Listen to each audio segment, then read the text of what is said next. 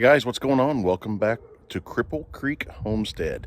Today I want to talk to you guys about preparedness for your greenhouse during a Arctic blast, which here in Kansas we're getting ready to get. So today I'm gonna work on getting this little bad boy going in case we lose power.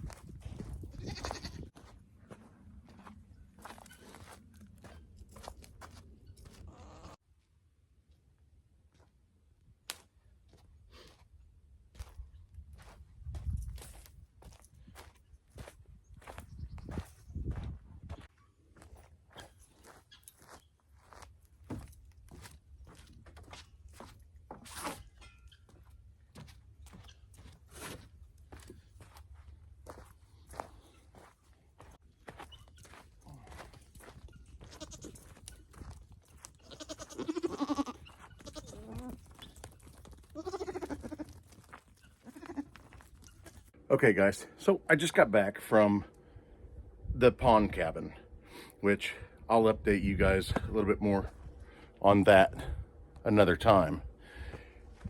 So I had to get the propane. So I want to go ahead and get gas heat in here for this Arctic blast that we're getting ready to have.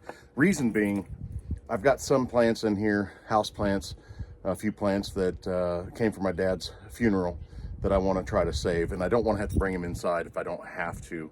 So let me get the door open and I'll bring you guys inside and I'll talk a little bit more in there.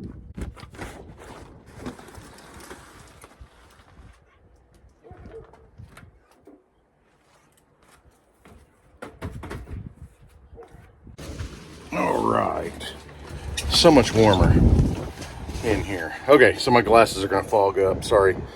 So currently, right now, I just have this electrical fan going to help circulate everything so everything doesn't become so stagnant in here. Now, the other thing that I have is just a milk house heater. And believe it or not, on really, really cold nights, it does a fantastic job. Temperature never really goes below 50 degrees. And a lot of that, I think, has to do with this 3,000 gallon water cistern down here. So that helps, especially with the humidity and keeping everything going and keeping temperature regulated and everything. So, but we have this big storm coming and I'm really afraid that we're going to lose power because with where we live, we almost always lose power. So I just want to make sure that everything is taken care of as far as not going to get too cold and freeze. Because like I said, some of these plants like this one and this one back here, I know that one's a chef Rella, but I don't know what the other one is. So anyway, that was from my father's funeral and I want to continue to try to grow them out. But some of the other things, got a tomato plant in here and a pepper plant. So I want to try to keep those.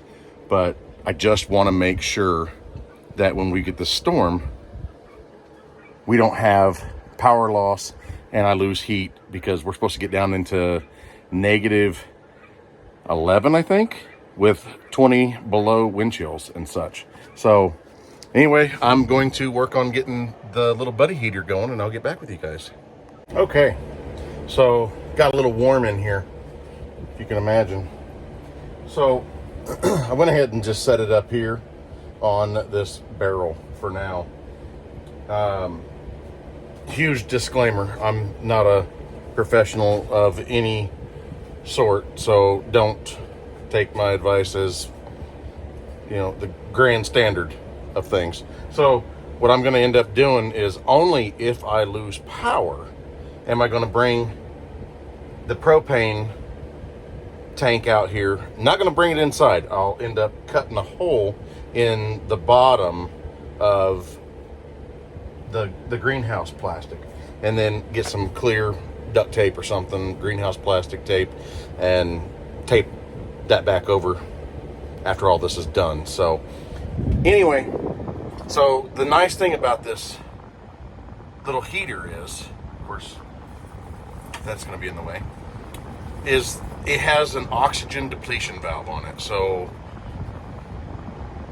if it's out here and this is airtight, which it's not, because I've got 2 fans in the corners up here to help circulate everything when it's too hot.